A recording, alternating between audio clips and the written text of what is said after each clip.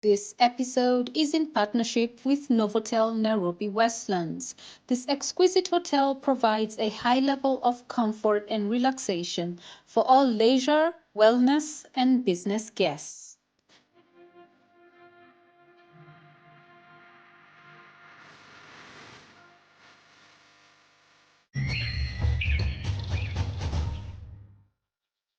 Welcome back to the podcast. This is What's Your Story Africa. We love to tell the stories of people that are bringing impact, change makers, thought leaders, innovators, leaders, and people just doing good in this continent.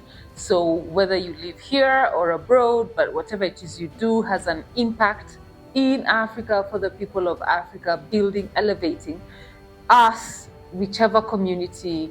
This is the podcast for you. Those are the stories we tell. Today, we delve deep into books, reading, publishing.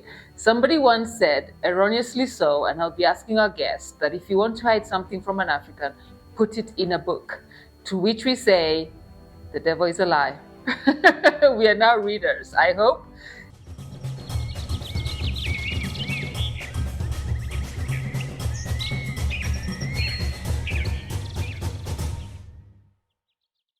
John Mwazemba, publisher extraordinaire. You just finished a 10-year stint somewhere. But I'm so happy, first of all, that you're on this podcast today. Thanks a lot. Because we're going to be talking books, books, and books. Sure, I love books. You do? What are you Yes. currently reading? Many stories. I'm reading one called Four Mothers. The Four Mothers? Four Mothers, yes. Okay. Which is a story about a year in motherhood, Okay. the first year of motherhood. Uh-huh. Somebody sent it from the States that I review it. I read and review it. The author. Yeah. Way! Yeah, So you're reading and reviewing before it's published? I was sent the book before it was published. Wow. It was the copy before. There's usually advanced copies. Ooh. So Well, yeah. so the way I'm we look reading at that one. advanced movies, Yes, it happens yes. the same with books. Yeah, the same with books. So I'm reading that. It's a mother from Kenya, another mother from Europe, another one from Japan, another one from the States. So she's just comparing what happens, Motherhood the challenges, from those yes, four. from the different perspectives. And she traveled in all those countries. She was in Kenya. Yeah. Yeah. So That's such a unique concept, though. yeah. I like that. Yes. And it's very different, right? Like mothers in Japan, in the US, here, it's very Yeah, it's very deep. So she just wanted to see the differences. In some of the countries, the mothers are really supported by the community, others by the government. Yes. Others have been left. Yes, abandoned. To fate. Yes. Yeah. We know which ones. We shall Yeah. not say it. Yeah, we cannot say. Yeah. Okay. Yeah. So just recently you closed the curtains to a very successful stint at Oxford University Press. Yes. You are the director there. You are basically the Don in charge of Africa, East Africa. East Africa. Yes. And you said, okay, we've done this for a decade, 10 years, and actually knew you when you were there. Oh, okay. Many years ago, the interview we did, I think, Yes, pre-COVID, yes, we had a yes, conversation yes, where reviewing yes. a book, Yes. and I knew when you were, Yeah. still there. I've been there 9 years plus. Yes. Yeah. So yeah, almost let me just say a decade. Yeah. Yes. Yeah. How was that journey? How do you describe that experience? No, it was interesting because first of all, before that, I used to be at Phoenix Publishers, and I was the MD there, and I became an MD at 35, which in some circles is considered young. It is very young. Yeah, so I really enjoy publishing. I've been in publishing for now 22 years straight. So Wow. yeah, I'm doing something for a change now. Yes. I'm doing more of writing. I really want us to tell Our our stories. stories Yes. through books. People are really struggling. Yes. They can talk, but they cannot write. Yeah. So I'm here to help them write. Right. Yeah. They just need to talk, and I transcribe and yes, And do what you have to do. yes. We'll come there. So at Phoenix, at Oxford, what were the lessons? Give me the three the 3 lessons you learned. Actually, before that was Macmillan Publishers. So you've basically been heading all the publishing. No, I was not heading there. I was just an editor. I joined Macmillan from campus. So I was an editor first, and then became a publishing manager, and then worked for an NGO a bit. I thought I had been bored. I think I was just 20-something, 30-something, 20-something, I think. I decided, let me just go somewhere else. Out of boredom? I thought I'd done 7 years at Macmillan. Thought, let me try the NGO world. Yeah. So I went to, because I used to hear about stories about NGOs. NGO. Yeah. I went there. I got bored. But those are called the adventures of my Boredom was running after you. Yeah, boredom was running after me. So after 1 year, I said, no, this place is too slow. I'm used to high adrenaline, fast-paced. So I went back to publishing. Oh, wow. Yeah, that's when I went to Phoenix Publishers Right. and then Oxford. What I've learned Yes. is that skills don't come easy. I like that. We need a lot of patience. And I'm telling young people especially, you have to do something consistently. You have to stick there. Just choose something and be good at it. Whatever it is, whether it's photography, whether it's taking video, whatever it is, it doesn't matter what it is, just be good at it. And building skills like a muscle. The more you stay there, the more you push yourself, the more you're uncomfortable, but you're staying there, the better you become. Yeah, so that's one of the things I learned. And then the second thing I learned is that nobody really cares how much you know until they know how much you care. That's about relationships. It's how we relate with people. Some of us were students, and we thought that when we come out here, the world will be saluting, because you scored an A on almost everything. Yeah. But the world doesn't really care. Yeah, it is what can you do? How can you work with people? Especially in the corporate world, those people who want to be promoted, they want to become managers. What matters there, because you go there and everybody has a degree. Some even have first-class degree. But when the board or the management is looking for someone to promote, the first thing they look at is who can work well with others, who can harness the strength of this team, which is not easy because people have different viewpoints. In fact, the sharper the people and the more educated they are, the harder it is for you to manage them. So that's the issue about learning personalities. How do I deal with people? Yeah. How do I harness all these energies? Yeah. So that's important. Relationships. Yeah. And then the third thing, which I thank God that I'm really gifted in, is communication. Because you need to communicate. You need to communicate to the team what is expected of them. Right. You need to learn how to write emails, in a tone that is polite. Even when you're very angry and you want to send a very angry email, you hold back. Maybe you should not write it in the first few minutes when you receive it, because some emails are just irritating. Yeah.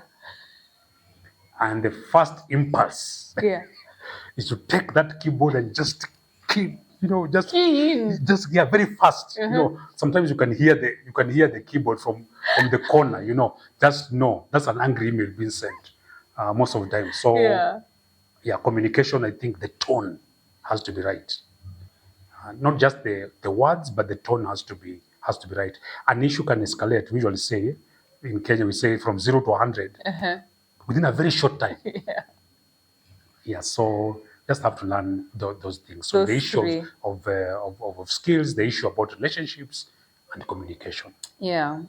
Let me just, you've decided to take us there. Let's go back there. Let's go there and then we'll go back. Okay. I'll find out to thread it. The first point you talked about is whatever it is you find to do, just do it, be consistent no matter what. And if we're to speak to what's happening now, especially in this country, in this continent, but I can only speak to the country I live in, young people, the youth in general, you start something and then the winds and the storms, come in and you're shaken by, and it's legitimate. It's legitimate storms and winds. Siza kujiwekelea. Yes. And you find someone just giving up on that because I haven't seen fruit. I've been at it for a year. Something is not making sense. So let me just leave that and, just wait and see what comes up. To which you say, Yeah, so there's something called grit. Grit, Grit. There's even a book by one of the Harvard professors, and she says in the book that they did research because they wanted to find out what is the best predictor of success for young people. So they did research, in high-income areas, low-income areas, and they found out that one of the predictors of success, what predicts success, is grit. Not intelligence, not talent, not where somebody has been born, but grit. And that means continuing and pushing yourself to do something even when you don't feel like it, especially if you have already settled, this is what I should do. Like for me, for instance, because I'm an editor, this began a long time ago, but I didn't know. Because where I grew up in Taita, I had never heard of an editor. I've heard of lawyers, doctors. There are those jobs that everybody knows about. yeah, Like in the mother tongue, we don't have the word editor in Taita. It's very hard for me to tell. It was very hard for me to tell my grandmother, I edit. What is that? They can't find a word for it. right.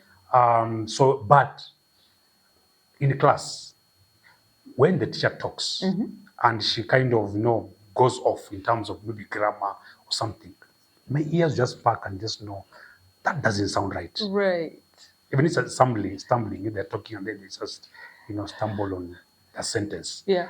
Buses, the way the buses and the matatus write, sentences. I will pick that, if it's a mistake. I don't think that word is written like that. And this is a kid who is not even, I don't even have a dictionary. No. Just the words I just read. And so later, now looking back, there was somebody, it was Kierkegaard, who said that we understand life looking back. Yeah. Yes. So now looking back, Yes. it all makes sense. And I will get really irritated. Why does somebody print something and does a mistake? Get really irritated. Wow. I tell my friends and they're like, what's wrong with you? That's nothing. Yeah. Yeah. Why should we be angry? Yeah. It was a seed that was turning in But I see a whole bus, and there's a whole sentence that has wrong English, wrong spellings. But I didn't know, that. So at least I settled at some point, this is what I should be doing, writing and editing. And then I hunkered down and just stayed there. Yeah. Yeah. I also write for The Nation. So I've been writing for almost 21 years now.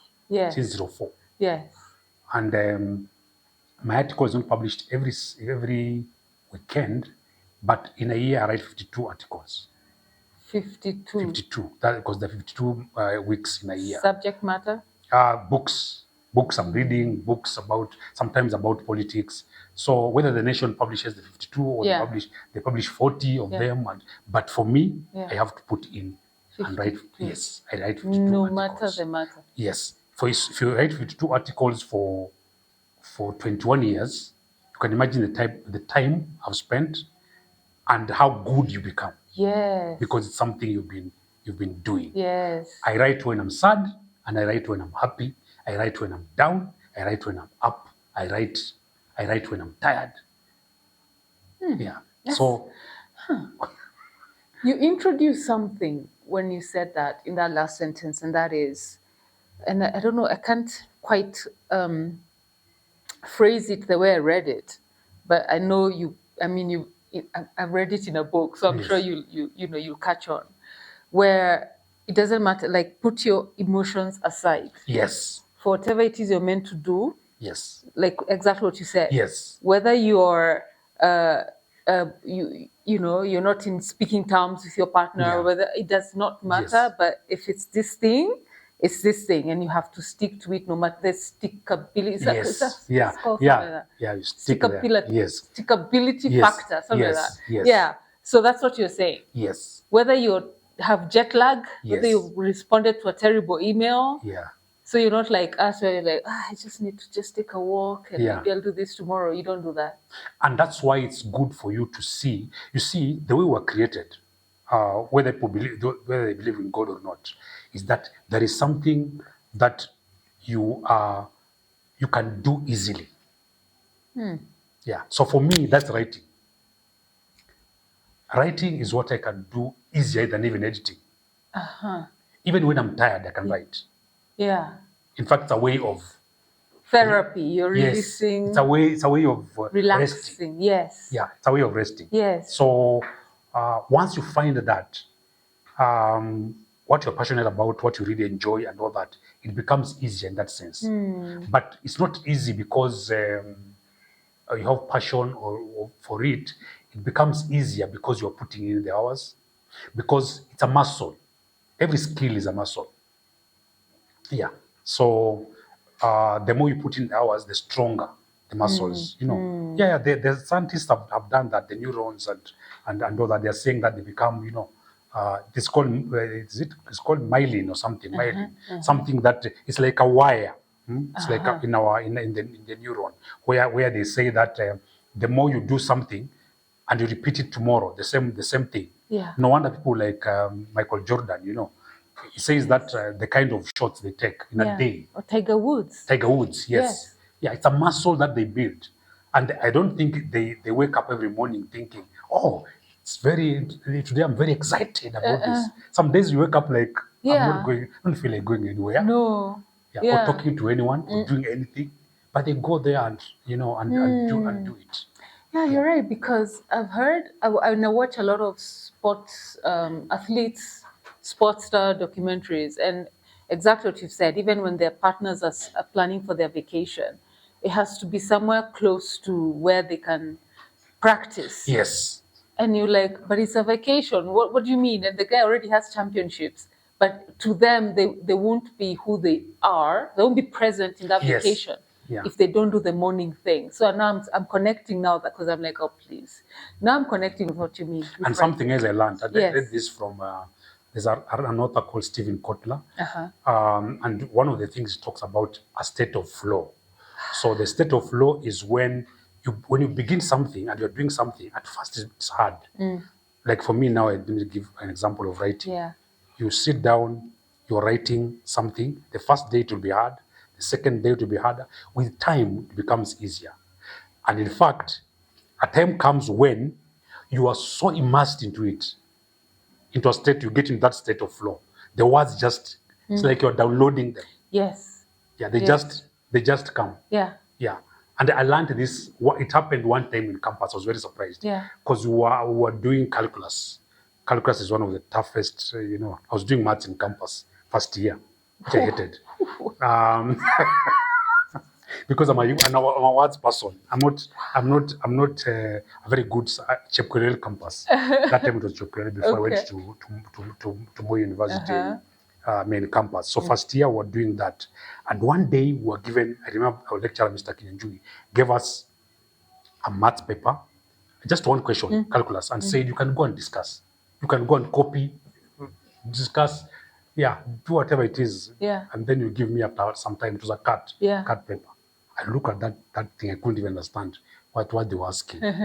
But I used to have this habit, which I'm trying to cultivate back. It's very hard to do in Nairobi, to meditate. So in the evening, I will take a walk, thinking about scriptures, and that's what I do.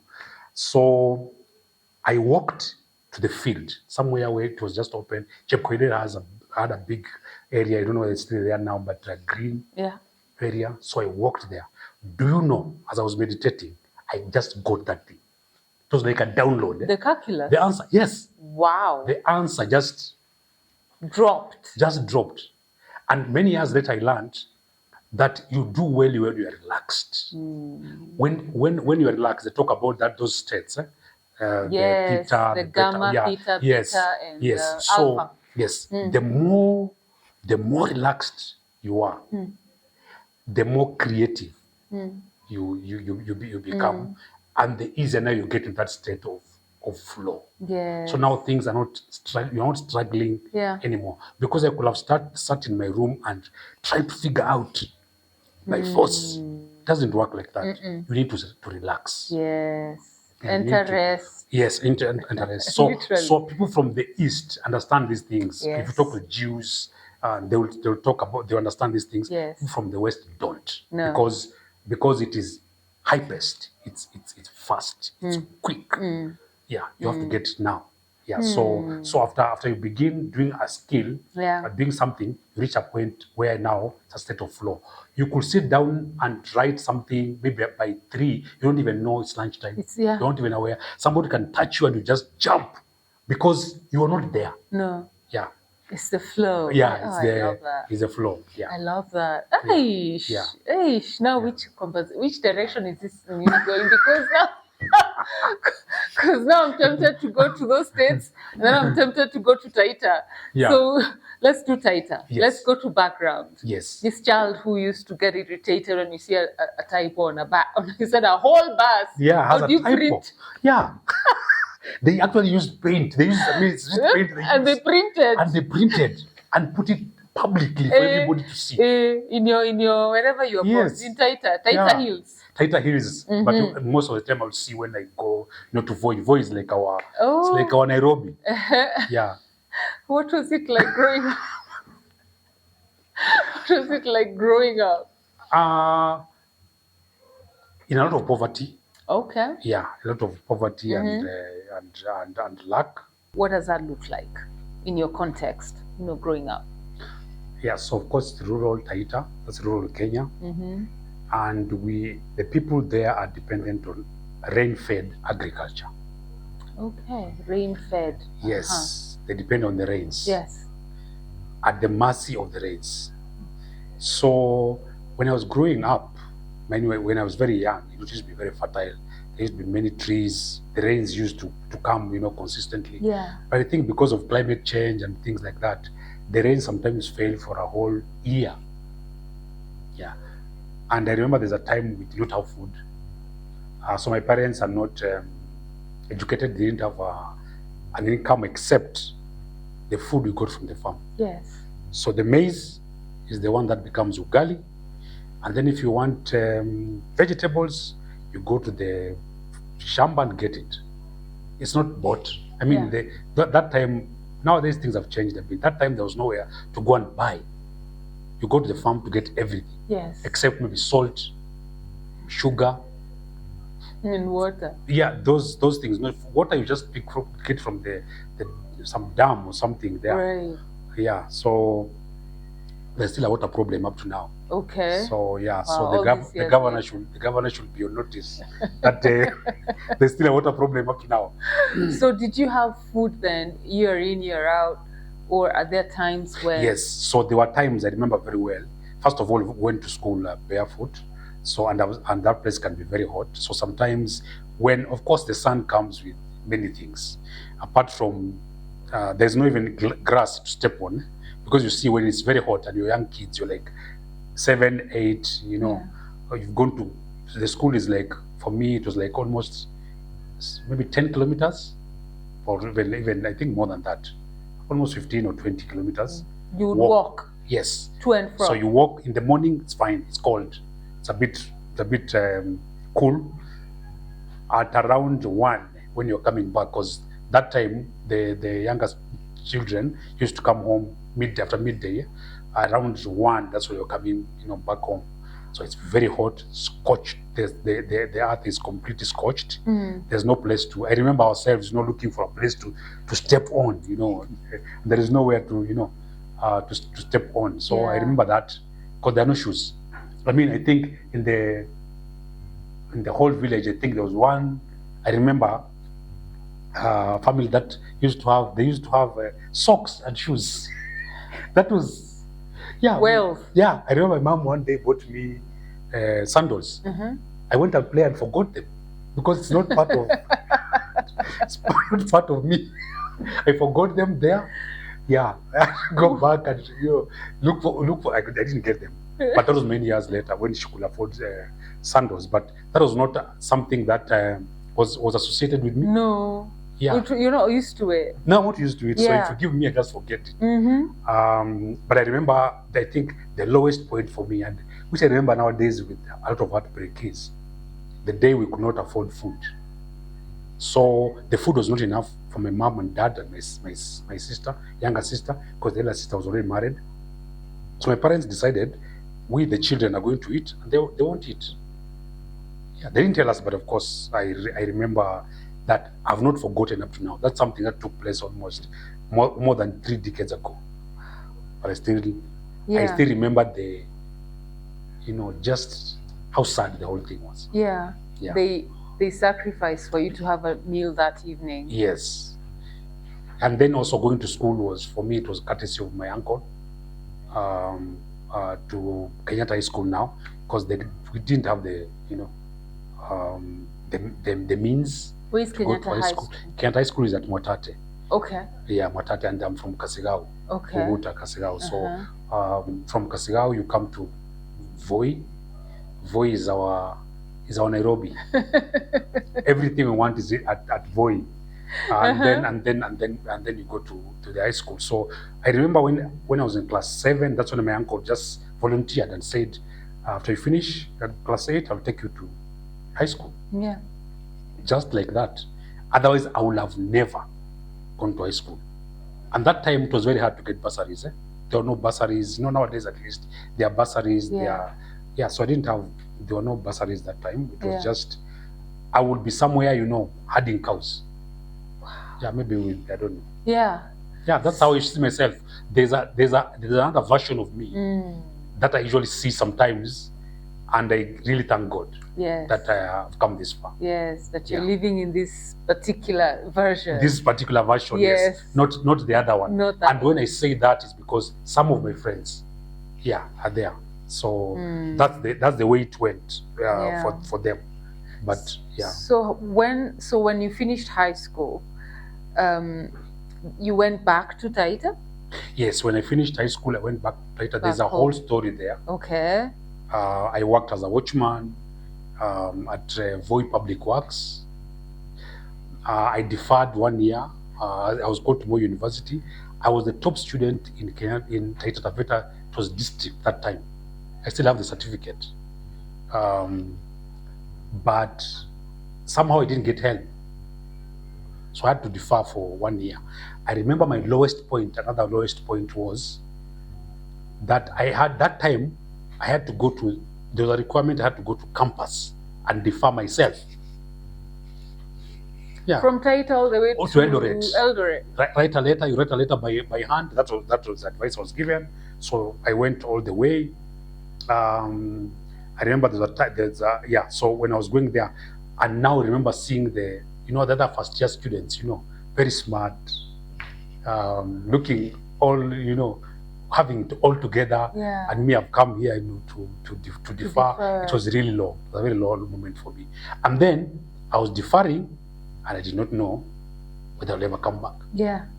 So I went back to Taita, stayed there for another extra 1 year. Where you were working as a watchman? Yes, where I worked as a watchman first at Voi Public Works, and then I was promoted to the resealing department. Now, the resealing department are these people who, I don't know if you've seen these lorries, the big ones, the Tata lorries with tarmac inside. And then you go sealing potholes. So it's called resealing. Okay. Yeah, so I was in that. After being promoted from watchman, I became now those people who seal those potholes. Yeah. So when I see them nowadays, I really identify. I've done that job. Yeah. The issue of the watchman, by the way, is a very, very, very, very interesting one, because there's a verse in the Bible that talks about the watchman that they wait for the morning. I know it practically. You are waiting for the morning. For the morning, there's nothing that a watchman waits for like the morning. Yeah. You actually wait for it because you are sleepy. Hey. Yeah, you are sleepy, you are tired. People have been sleeping, you've not been sleeping, you've been moving around. But around 3 there, you sleep even when you're standing. Yeah, I used to walk around trying to be awake, but no wonder that's the time people, thieves stay. At 3. At around 3, 2, 3, your eyes are thick. You know, you're walking around so you don't sleep. You can even put, you can even put things, you can even put stones in your pocket and you still sleep. Because the body knows that's when you're supposed to sleep. Yeah, and that's when now you're working. That's when now you wait for the morning. Wow. Kama walinzi wangoja asubuhi. Wow. Yeah. So it's like that. Okay. I know that one. When a pastor I read that verse, I understand it. Yeah. It takes you back there. It takes me back there, and I've been through it. Yeah. These are the people who are just imagining. Yeah. You've lived it. I've lived it. So when did your breakthrough come and how? So the breakthrough came in 2 ways. Okay. One way I got some help, and 2, God actually touched another lady in Mombasa to help me through. She had gone to her parents' day in a school that was adjacent to ours. Yeah. That's near Marigals. She had gone, and I was in Kenyatta High School, so she was a parent at Marigals. She said she went there, and one of the parents talked about this bright kid, from Taita, from Kasirau, who was the top student in Taita Taveta district that time, and was not going to campus because there is no school fee. So she really felt a burden. So she sent for me from the village. Yeah. So it's like that story of Lodeba. The people shot Andre and Lodeba. I was called from the village, and I was told to go to Mombasa Municipal Education Office. I was given the fare, to go. Yeah. And when I met her, she told me, John, I have heard your story, and you're going to campus. If you don't get help, I will mobilize my friends, and you will go. She's like my mother. Today. Up to the year. Yeah. She's called Mrs. Katu. Wow. Yeah. And if you're watching, thanks a lot. My goodness. Yes. So that's how you were mocked. Yes, that's how that thing just kind of broke. And of course I got born again when I was in high school. Yeah. That was the biggest turnaround for me. Yeah. In Form 3, I remember very well. Yes. Yeah. So you come to campus. So you went straight to Eldoret, or you now found? Yes. I went straight to Eldoret. Nairobi used to be one of those animals that I feared. Okay. Because I was told that in Nairobi, everybody's a thief except yourself. We would like to say it's no longer the case now. But that's the warning I was given. Yes. So I'll put money in my socks. Yes. You would hide it in I hide secret places. The little money that I had. They don't care whether you have little or right. That's what I was told. So, what did you study at Moi? Information sciences. Wow. Okay. Yeah. Okay. With the hopes to do what after? To be a publisher.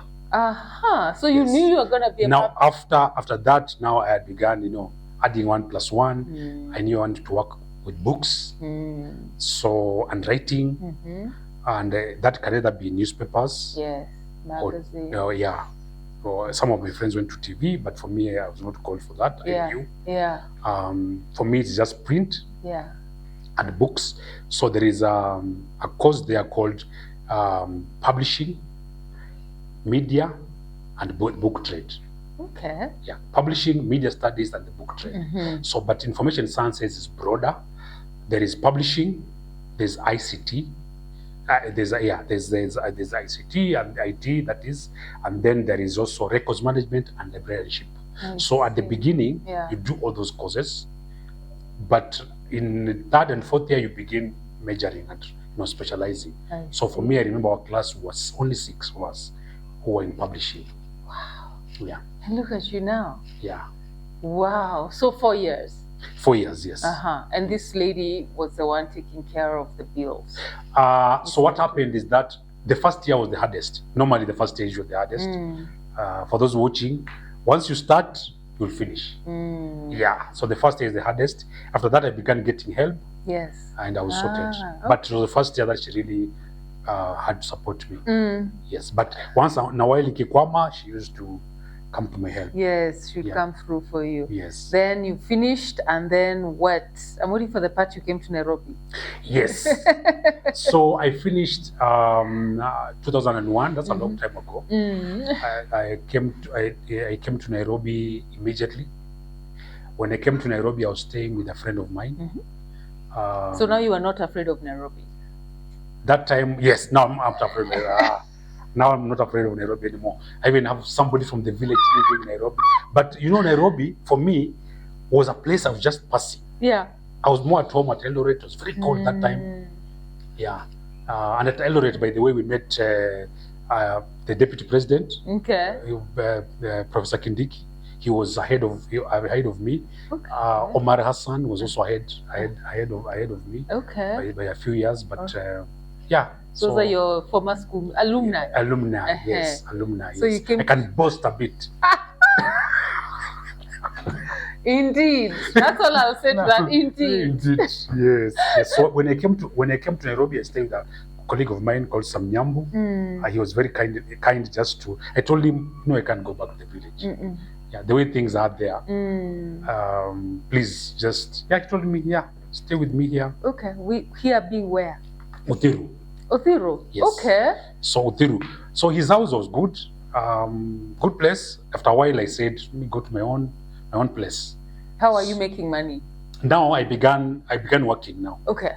As first of all, before I joined Macmillan, I used to work for another Christian NGO. Before that, I used to sell books for a professor. Okay. I was earning 7,000 shillings. Wow, it's a lot of money. No, it wasn't. I was paying rent. In 2001? Yes, I was paying rent 2,100 rent, and the house is iron sheets from ground to up. When it was hotter in the house than outside, and when it was colder in the house than outside. So when it was raining, there was more noise in the house than outside. Outside, yeah. So you better stay outside. Because it was Mabati, the whole place, yeah. Wow. And you live there? And that, remember, that time I'm also getting married. Hey, you chose that time to find a spouse? Yes. I met her earlier. During campus? No, after, I had known somewhere around that time. Yeah, earlier even. Earlier than that. In 95 is when I saw her. And when I saw her, I knew this is my wife. But then I packed it. You saw her where? In Taita? Yes. And Taita. You knew this is my wife? Yes. How old were you? The spirit told me this is my wife. I was, how old was I? Maybe 19. 19? Yeah. Okay. 19 or 20. If it was this time, I would be saying you are Team Mafisi, but it is not. You are not Team Mafisi. No. The spirit, you knew? I knew in my spirit that this is my wife, but I didn't tell her because it wasn't time to say. So I waited until 2001. That's why I told her. And she said yes? And she said yes. I was right on the mark. Had you been dating? I don't know they're quite dating. The brother is a friend of mine, so I got good excuses to go there once in a while. But there was nothing like that coffee, I don't know. We are born again. Okay, that time. Us born. Do not take us for coffee. Do not date us. Just have a brother you can visit or something. Watu wamekunywa chai town wamemaliza. What's a chai? So it was just mutual. You liked each other, and by the time you said it. Yes, and then I said it. Yeah. So imagine the timing. I remember a friend of mine came to and saw that Mabati house. Living in. Yeah, and then so he asked me, John, you're bringing your mtoto wenyewe kwa hii nyumba. I said yes. She has to start here so that when I'm giving a testimony later, she will not think it's you're starting together. We are starting together, and this is who I am. This is where we are. This is not where we're ending it, but this is where we start. And she said yes to all of that. Yes, yeah, she came. That's a gem. I remember we had one stool, one, a bed, and a stove. Right. That's it. But you were happy. Yeah, of course, because I knew that's not. It's not permanent. It's not permanent. Yeah. We moved in that place, I think, in one day, got some big bonus where I was working. I used to work at Macmillan. Did well. We were given a bonus. We bought everything in one day. TV, you know, everything. So it turned around in a day. It was like twinkling of an eye. Yeah, and we moved to a better place. Nowadays when trains, you don't hear the noise. It's not louder in the house than outside. No. The house is not cold out. It doesn't do with the temperature of outside. Oh my goodness. So you've been married for how long? It's going to be 22 years. Wow, 22. No, 03, but no, yes, 22. This year. Yeah. Well done. Congratulations. Thanks. I started early. Yeah, that is so good. And you have I started at children. At 27, so can calculate with my age. We have children, yes. You're not 50, no? Not yet. 48. Just about, yes, 48, turning 49 soon. Wow. Yeah.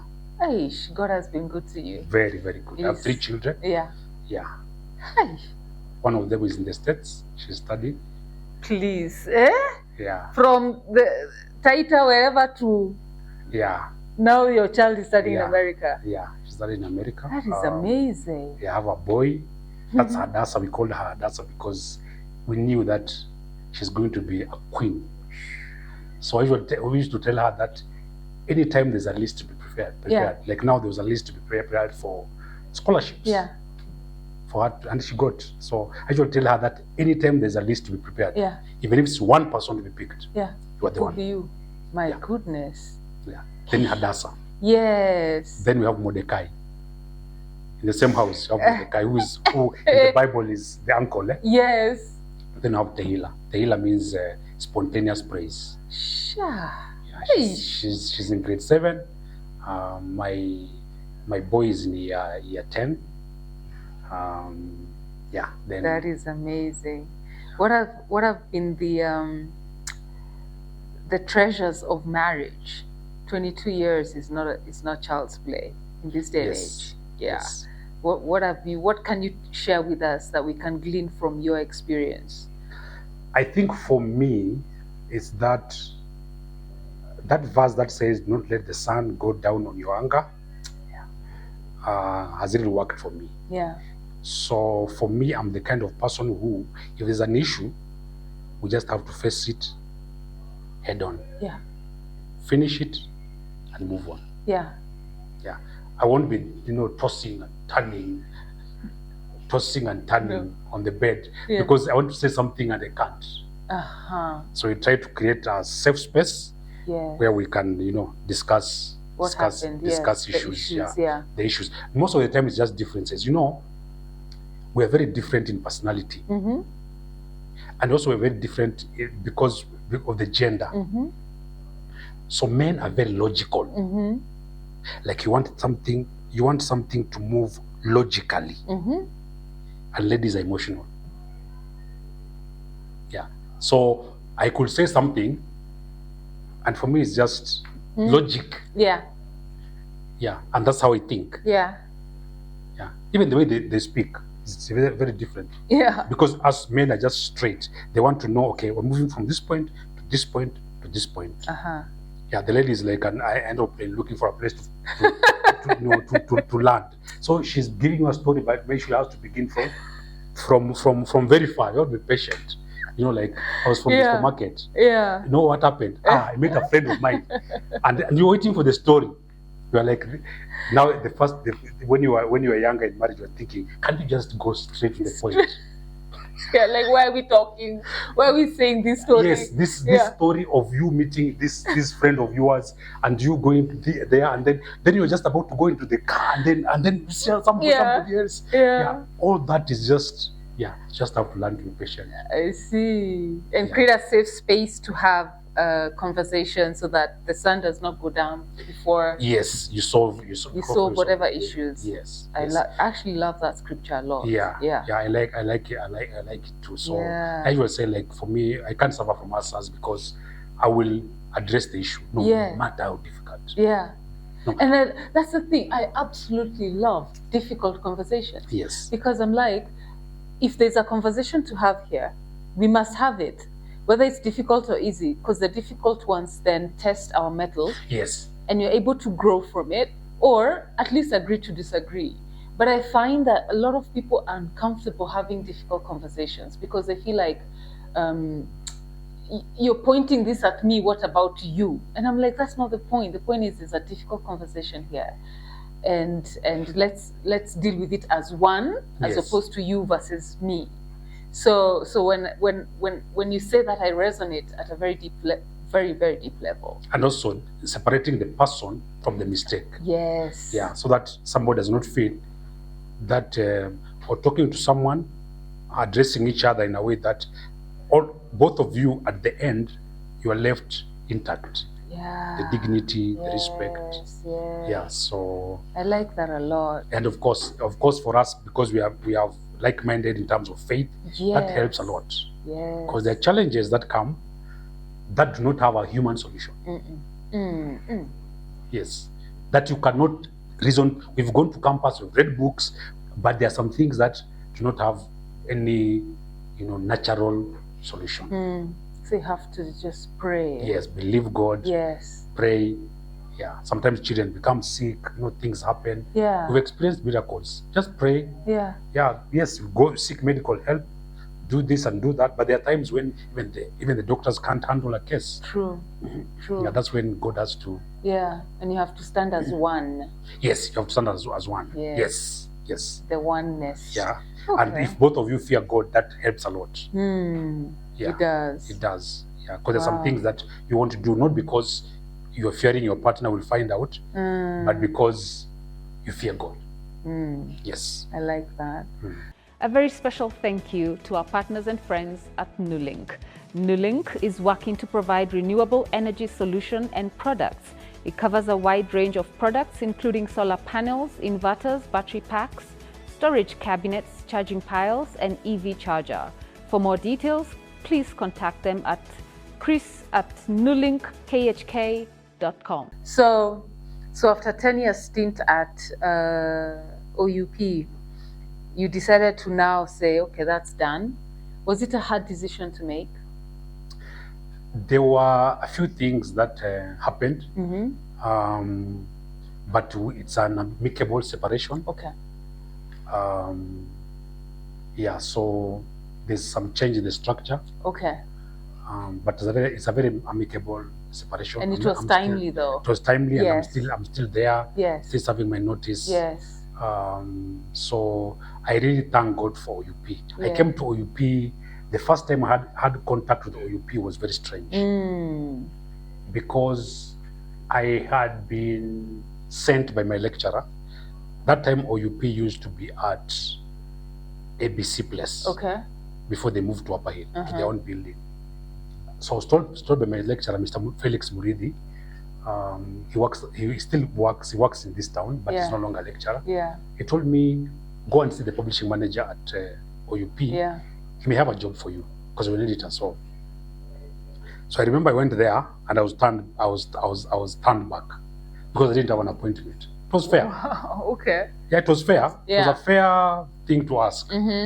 Yeah, but so I said, this OUP guy is a very proud. I will never go back home. God has a sense of humor, a serious sense of humor. Because you ended up running the organization. Yes, I ended up running the organization, Yeah. but I kept my promise. I didn't even know where OUP was. So a day before, because I went to the interview, I went to the UK for the interview, and after I came back, I told my wife, let's go and find out where OUP is. I know generally where it is, roughly, but I don't know the entrances and the exits, so that I'm not arrested, by the police on my first day. So do you know what we did after church on Sunday? The day before I reported, we went to find the OUP's, entry. So we went, and knew this is the place. Yeah, so that is a kind of a side story. Yeah. But my season there is over. Yeah, God took me there. And the season is over. Yes. And now I'm doing what I've really wanted to do, Which is writing. Okay. Yes. So now you're writing. Yes. Now I'm writing, and I especially want to help people write whatever it is they want. If they have ideas, we can sit down and work on it. Oh yeah. They don't even have to write; they just need to speak. I will record, I'll go and transcribe and make a book out of it. Wow. But I'm especially passionate about memoirs. And I told you something about when we were before we began. Chronicles. Yes. Chronicles are records. So that's one of the things that, as an African culture, we do not have. Yes. We have oral. We are an oral tradition, society. Yes. Our grandfathers would tell us the stories. But now the grandfathers are not there. They're Some not of them there. are exiting. True. So what's happening is that people are growing without knowing even their roots, even the stories. They can't tell the fables. True. It's, Yes. and they're very, very good. Yes. In terms of creativity. Because I remember the Og stories. Yes. The Og stories were funny. Yes. Because you will be told a story and the narrator will even sing a song. And will be so, kind of taken into that and afraid. Yeah. So if you are compound had houses, you will call your mom. Mom, wait for me at the door. Because you need to run. Yeah. Because you're afraid. Yes. Between this house and the other house, there'll be an Og there. That's the power of storytelling, isn't it? Yes. Everyone did it better than our grandparents. Yeah. So I'm very passionate about that. Even folklores and folk stories, I'm passionate about doing those. So I'll be doing them for the different communities. Wow. Yeah, I'm thinking about that, and That's they are huge. different. It's huge. It's going to take some time. Yeah. But I'm passionate about memoirs. Memoirs, both chronicles, both of the people and organizations. I see. Yes. What's the difference between a memoir and an autobiography? So a memoir and autobiography is the same. Okay. It's only that memoirs, it's memory. It comes from memory. So it's what you remember. So it's the same. Yes. But you use I when you're writing. Oh. I. Biography is where a book is written about someone by someone else. Like, for instance, if I wrote a book today about the president, which I hope to do, I hope the door opens. If I do that, if I write a book about him and he's not the one speaking, then that's a biography. When it's him saying, I did this, ran for president, I won the presidency, that's an autobiography. I see. Yes. Gee, we've learned something today. Okay. Yeah. So you want to okay, first you're writing. Yes. Anyone who wants to tell their story through a book. Yes. They don't even need to know how to write. They just meet with you. They just need to meet talk endlessly. Yeah. Yes. And you do the rest. Yes. And now memoirs. Yeah, memoirs. I'm very passionate about memoirs because it's so sad that even some of our greatest political leaders went without memoirs. They passed on without memoirs, and some of them are these, icons. True. That's true. So now children have to read an article here, an article there. Yeah. It's really sad. True. So I really want to help chronicle that. For Africa. I'll begin with Kenya, but it can grow. So Chronicles is the word. Chronicles. So you want to now those are going to be my chronicles. Not like the chronicles in the Bible, but the person who does that is called a chronicler. You're teaching us today. The person who does the chronicles. Is a chronicler. We have got great organizations in Kenya. Great organizations. Yeah. That need to be told from how they began. Yes. Up to where they are. Yes.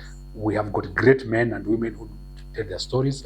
Like, for instance, I've been discovering there are many more stories that are not told. Because I'm working with Mzee already, who has written his stories. His story will be published soon. He's called Jason Jenga, and he writes about his father, being taken by the British soldiers. So he grows kind of without a father for some time. Yeah. There are so many more stories that have not been told. Yes. Because some of those Wazes can talk, some of them can't write. Yeah. Fortunately for Jason, he can write. Yeah, but the others who can't. So we really need to tell these stories. Because if we don't tell them, it was Chinua Achebe who said that unless the lions, learn to tell their stories, then the hunters will always glorify their victory. Yeah, they will always then the story will always glorify the hunter. Yes. Yeah, but the lions have to learn to tell their stories that even as we fought. Even us we're here. That is so good. Yeah. Anyone with a question for John before I go to my deep questions? I'm calling them deep. Let's see if they are. Going once, going twice. Question for John? Nobody. Okay, so hold on. I have a couple of questions here for you. Now it's not even opening. This doesn't want me to interview the chronicler. Chronicler is the word. I'm a chronicler. Okay. Doing Chronicles. I am really in love with the word Chronicles. Yeah. It's flowing from you. Yeah, You've embodied that word. Yes, I see that. Okay. So what are the 3 things that matter to you the most now in this season of life? 3 things that are most important. I will say my faith. That's top in the list, because it carries me to places that I know I could not have gone otherwise. So no matter how dark, no matter how challenging, my faith just takes me across. Yes. 2, my family. I have got a solid bedrock from my wife to my children. 3, my skills. Wow. Because I have learned, you have to give the world something. Yes. For you to get something. No matter how big the name is, the question is, what are you offering? You have to offer something of value to get something of value back. I see. Yeah, so my skills, and I really want to, now there's AI, so I really have to learn new things. There's creativity using AI. There are all those things that I have to learn new skills. Yes. Yeah, because some of the organizations actually want somebody who can write, but not the traditional way. Yes. Of writing. Yeah. They want you to use AI. They don't want you to copy everything in AI. Yeah. But they want you to merge your skill with what AI is giving you to produce something that is different from your own writing and different from AI. Yeah. Something so that's creating merged. A new being. Yes, literally. a new being. So I'm really learning that, and some of the companies I've seen want words to train AI. They want the language to train AI. Yeah. So you can be a creative writer, but in the world of AI, you have to learn new skills. I see. Otherwise, you'll be left behind. Yeah. Yes. So faith, family, skills. Yes. Okay, so next question. In what ways do you stay present and mindful? In what ways do I stay? Yes. So my faith again comes there. I meditate on the Word of God. So I usually make time to take a walk. I call them prayer walks. My children know when they see me take some particular kind of shoes. Daddy, you're going for your prayer walk. Yeah. But during that time, I kind of unwind and I have self-care so that I'm not full of anxiety because of the things I have to do. Yeah. Sometimes I'm so busy. Yeah. There's so many things. So yes, walks, long walks, and especially I think because I'm a villager, I'm looking for the village in Nairobi. Greens. So I have to go and look for some green place. Yeah, right. Just walk and just listen to the birds. If I can just listen to the birds sing, if I can just see some grass, if I can just be in a green place, I just get healed. Wow, nature is healing. Yes, yes, and an open sky. Oh, I love open skies. Oh, so yes. You're about to look up as though we are outdoors. Yes, we are so indoors. We are so in this concrete. This is the concrete jungle. I had a governor say Nairobi nyumba ya mawe. Ni mawe. Either you describe Nairobi in this podcast today. Oh, God. I said nyumba ya mawe and nyumba ya mawe. Nyumba na nyungu. Shamba la mawe, yes. Shamba la mawe. Shamba la mawe. Shamba la mawe. So yeah, sometimes you just need to get out of the concrete places and just walk a bit. Yeah. Go to Karura or somewhere. Yes. Okay. How do your friends describe you? I think the fairest will be asking them, but Yeah. that's a very, very, very difficult question.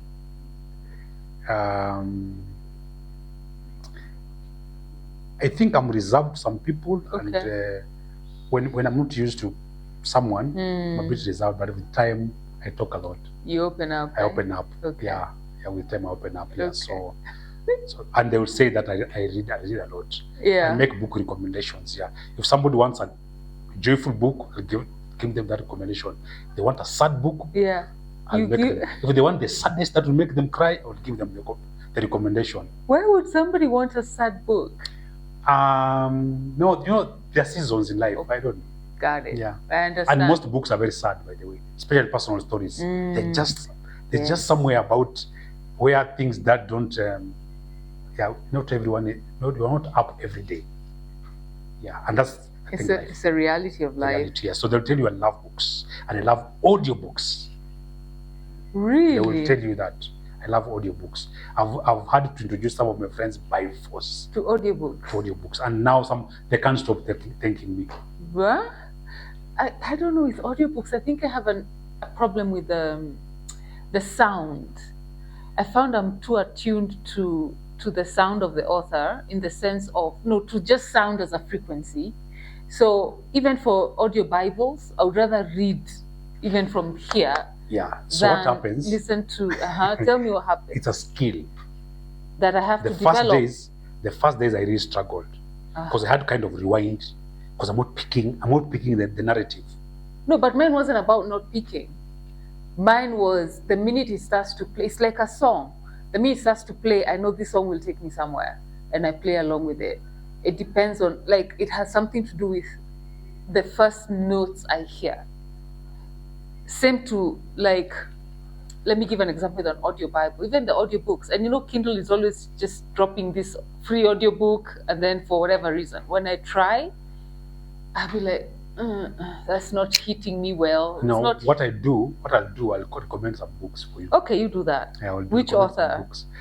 John Didion is one of the people that I read a lot. Yeah. She's an American author. She passed on a few years ago. Yeah. But John Didion is one of the people that I like a lot. I like sounds of Wayne Dyer, Emmett Fox.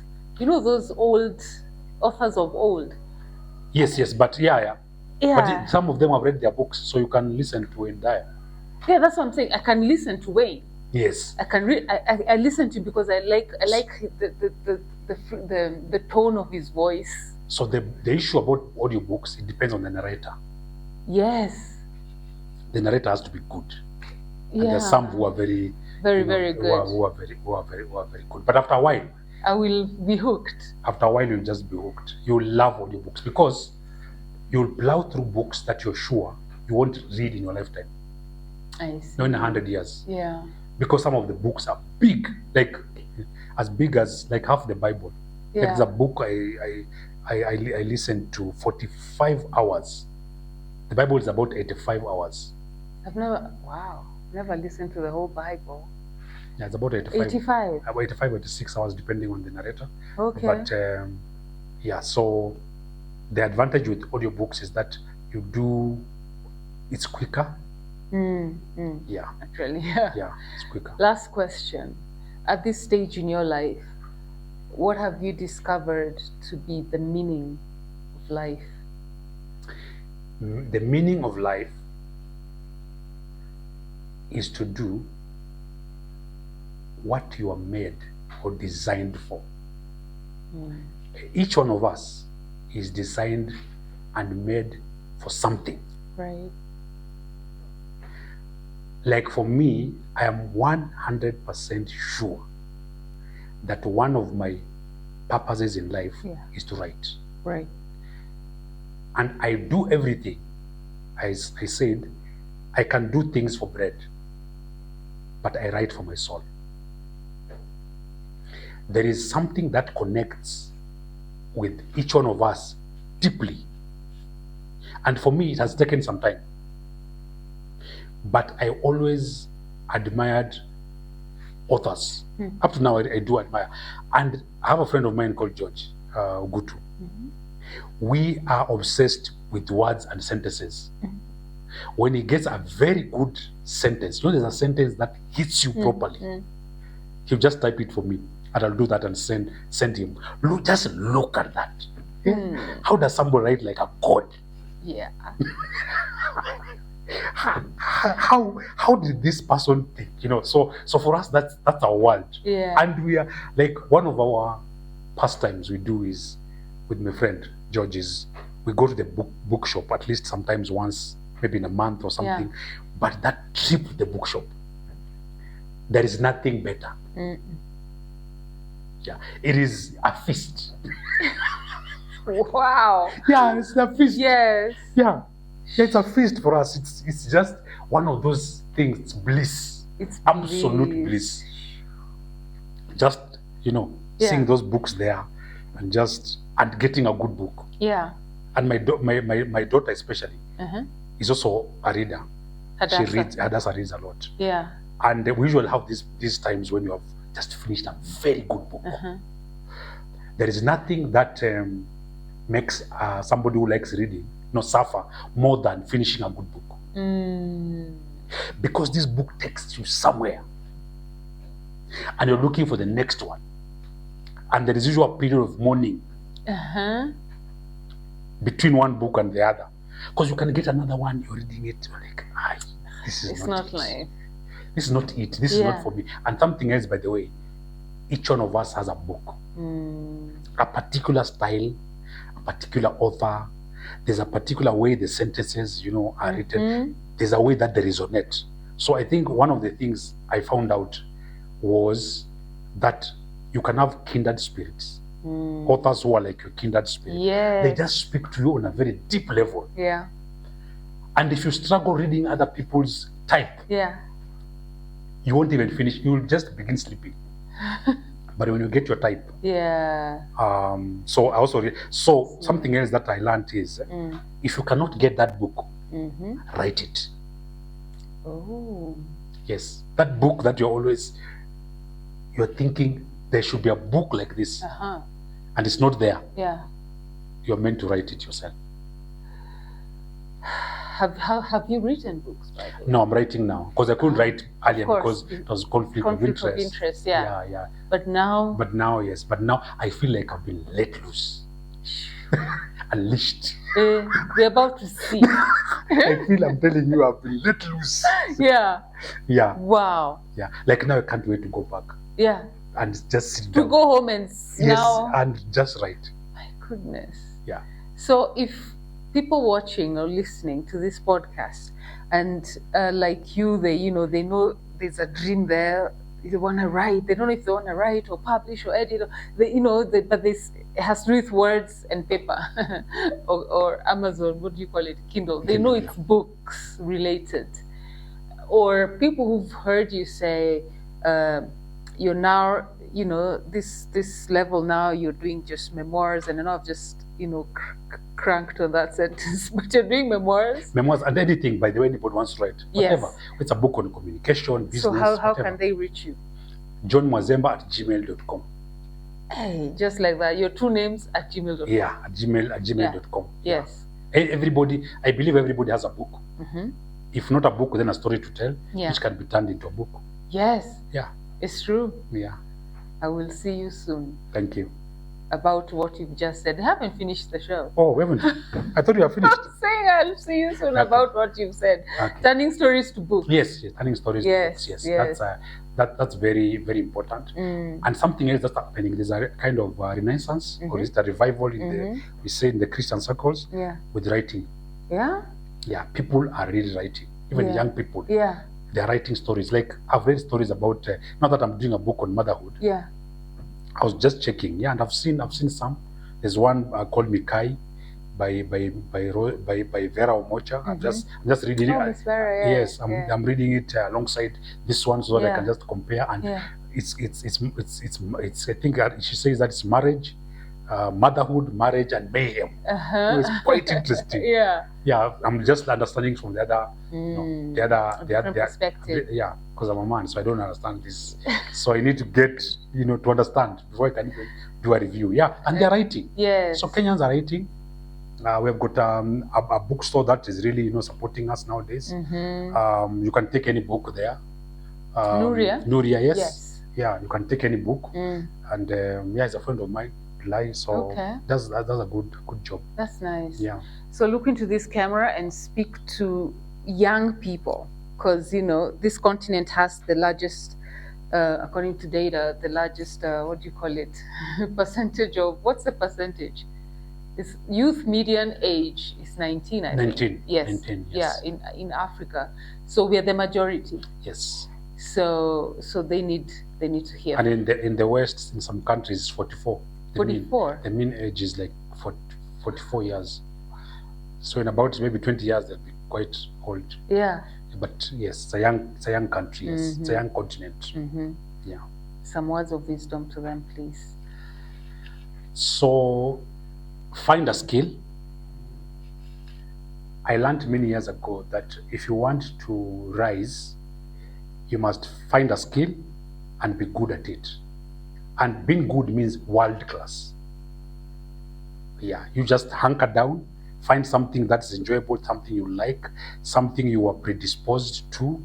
There's something that just calls you. It's like a calling, it kind of draws you.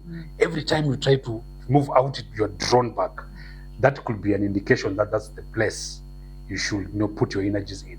And when you find that place, just hunker down and put your head down and work. Don't spend a lot of time on social media. Try it as much as possible to cut it down, because unless that's your job, some people are making money through that. So if that's your job, it's fine. If it's not, cut that time and on whatever it is that you're watching, so that you can hunker down and do what it is that you believe you are made for. Yeah. John Mwazemba, thank you very much for coming on to What's Your Story today. Asante sana. And to you who's watching this, listening, thank you so much for tuning in this week. We look forward to your feedback, and short clips from this conversation are all over our social media platforms. So it's digital, so you can find it anytime, any day. Until next week, take care of yourselves.